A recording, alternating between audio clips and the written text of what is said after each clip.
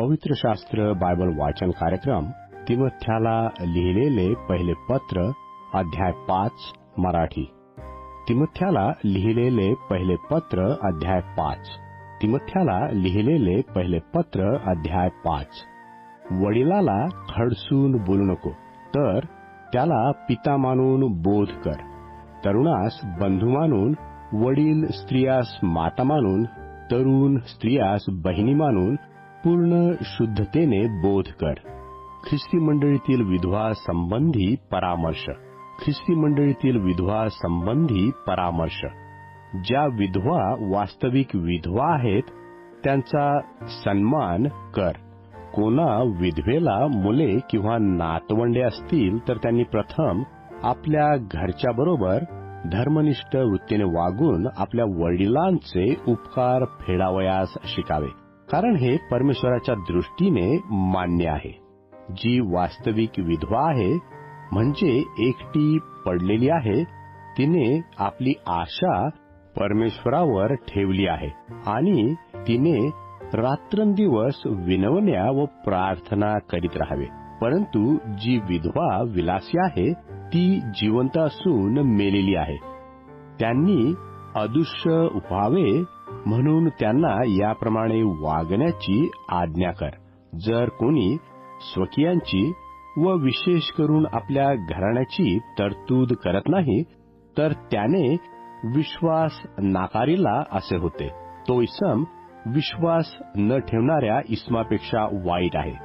जी 60 वर्षाच्या आत नसून एकाच पतीची स्त्री झाली असेल, जी चांगल्या कर्माविषयी नावाजलेली असेल, म्हणजे जिने मुलाबाळांचा प्रतिपाळ केला असेल, पाहुणचार केला असेल, पवित्र जनांचे पाय धुतले असतील, संकटात पडलेल्या लोकांची गरज भागविली असेल, सर्व प्रकारच्या चांगल्या कर्मास अनुसरली असेल, अशी नावाजलेली विधवा यादीत मांडून घ्यावी.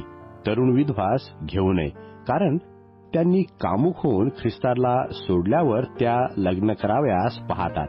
अशाच दंडाज्ञा आहे, कारण त्यांनी आपल्या पहिल्या प्रतिज्ञेचा भंग केला. शिवाय घरोघर फिरून त्या आळशी होतात, आणि आळशी होतात इतकेच नव्हे तर बटवड्या व लुडबुड्या होतात, आणि बोलू नये ते बोलतात. यास्त माझी इच्छा अशी आहे की तरुण विधवांनी लग्न करावे, मुले प्रसवावी, घर चालवावे आणि विरोध्याला निंदा करण्यास निमित्त सापडू देऊ नये. कित्येक तर आधीच बहकून सैतानाच्या मागे जाऊन चुकले आहेत. जर कोणा विश्वास ठेवणाऱ्या स्त्रीच्या येथे विधवा असल्या तर तिने त्यांची तरतूद करावी. त्यांचा मंडळीवर भार पडू देऊ नये, म्हणजे ज्या खरोखर विधवा आहेत त्यास मंडळीला साहित्य पुरविता येईल. वडील जे वडील अध्यक्षतेचे काम चांगले चालवितात, विशेष करून जे उपदेश व शिक्षण या बाबतीत श्रम घेतात, ते दुप्पट सन्मानास योग्य मोजले जावे. कारण शास्त्र म्हणते, बैल मळणी करीत असता त्याला मुसके बांधू नको, आणि कामकरी आपल्या मजुरीस योग्य आहे. 2 किंवा 3 साक्षीदार असल्या वाचून वडिलावरील आरोपाचा खटला घेऊ नको. इतरास भय पडावे म्हणून पाप करणाऱ्यास सर्वांसमक्ष दोष लाव. परमेश्वर, ख्रिस्त येशू व निवडलेले परमेश्वराचे दूत याच समोर मी तुला निक्षून सांगतो की मनात अढी न धरता या आज्ञा पाळ.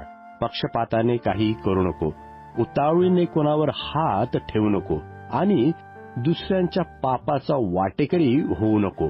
आपल्याला शुद्ध राख. यापुढे नुसते पाणीच पीत राहू नको, तर आपल्या पोटासाठी आणि आपल्या वारंवार होणाऱ्या दुखण्यासाठी थोडा द्राक्षरस घे. कित्येकांची पापे उघड असून ती त्याच पुढे न्याय निवाड्याकरता जातात, आणि कित्येकांची त्यांच्या मागून जातात. त्याप्रमाणे उघड अशी काही चांगली कृत्य आहेत, आणि जी दुसऱ्या प्रकारची आहेत तीही गुप्त राहू शकत नाहीत.